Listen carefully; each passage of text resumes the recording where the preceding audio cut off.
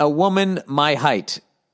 All right. Is this a woman, my height, or a woman my height?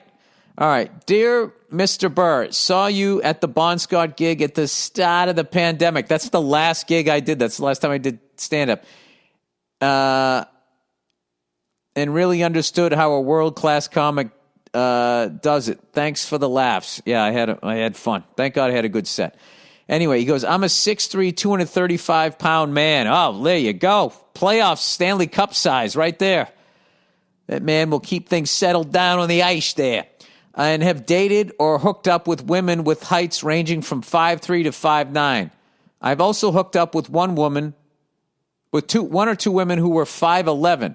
I've recently met an incredible seeming woman on a dating app. We've spoken over the phone, message a lot, and are getting along wonderfully. Okay, where could this go wrong?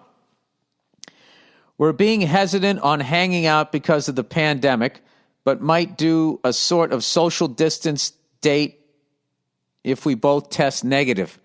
You know, my wife, my smoking hot wife, was actually saying the other day, she said, is the COVID test the new AIDS test? Because back in the day when we were coming out, that was a big thing. Have you been tested? All right. Judging by her photos and her social media accounts, she's plenty beautiful. The only thing is she's 6'2". I'm open to trying something different and even excited by the idea. Yeah, who the fuck would want a giant woman? That'd be fucking great. I wouldn't have a problem with that. But I'm worried that I might do or say something that is rude to her unique life experience. I'm also a bit nervous because all of my cool guy moves and swagger have been in some way shaped by the fact that I typically tower over girls. Sir, this is great. This is a great thing. She's going to get you outside your comfort zone before all you women start fucking chirping. Like you don't have a type either, okay? Like you don't have your little safety fucking zone. I think it'd be funny. If she's not wearing heels, you could call her shorty, but just something she probably never had. She's going to be so psyched that you're 6'3". You know what I mean? That she finally is going to be, I don't know. You guys are roughly the same. But can you imagine her back in the day dating like a guy 5'6" and she wants to be held and feel safe?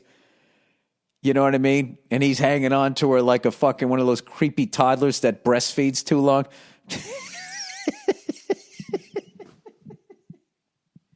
By the way, I got to look that up. I don't give a fuck at this point. That's going to be my excuse when the feds come in. We'd like to talk to you about your search engine. Hey, do a podcast with no guests. What the fuck am I supposed to do here? At what age is it creepy to still breastfeed? Oh, man, they got to do this on Steve Harvey's show there, The Family Feud. The Mayo Clinic website states that children are weaned off on an average between ages 2 and 4. What the fuck?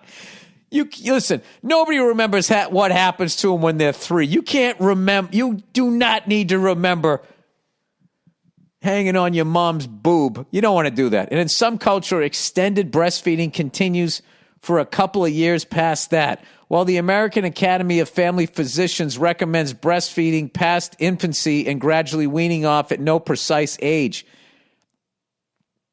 All right, here's a great article. Breastfeeding a 3.5-year-old isn't creepy. It's hilarious. I was on the couch feeding my newborn second child when her oldest sibling snuggled up close and asked, Mama, can I have some too? She's almost 4. I don't want to read this. Oh my God. Gross. I'm just reading the dialogue. She can't say milk. She can only say Mao. Can I have some Mao? And she goes, Mao is for babies. The kid said, please, just a teeny sip. She said, no. Hey, no means no, you little shit. Get away from her tits. She burst into tears. Dismayed, we were back here again after a long, arduous weaning process. She didn't self-wean as I expected. And in around a year, 15 months, 18 months, or 2, I thought, she didn't wean as I expected. Around a year, 15 months, 18 months, or 2. I thought of my own mother's claim that I self-weaned at 8 months in our conversation surrounding my extended breastfeeding. Going to let her breastfeed till she goes to college, she chided.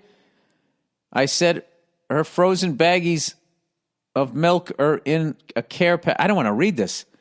I don't want to read this. You know what? I don't feel comfortable reading this. I apologize for looking that up and putting that shit in your fucking... Oh, my God. All right.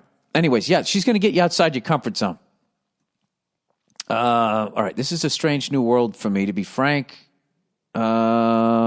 I did some research on my particular situation to no avail. I did, however, read that sex and basically everyday interactions are better with the partner closer to one's height. Any thoughts, opinions, insights, or advice would be great. Yeah, you know what I say, buddy? Dive in. Dive in and have fun. She seems wonderful.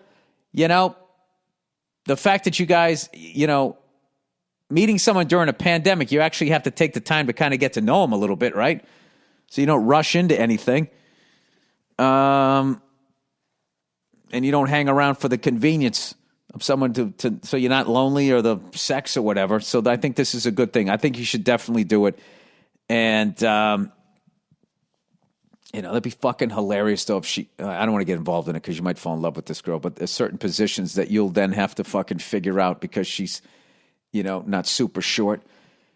You know, much shorter than you. You know what I mean? Maybe you'll have to stand on something if she's in a certain position wearing high heels.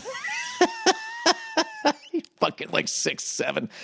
You know what's great, though, is no one's going to fuck with your kids. All right, best wishes to you and your growing family. Go fuck yourself. All right.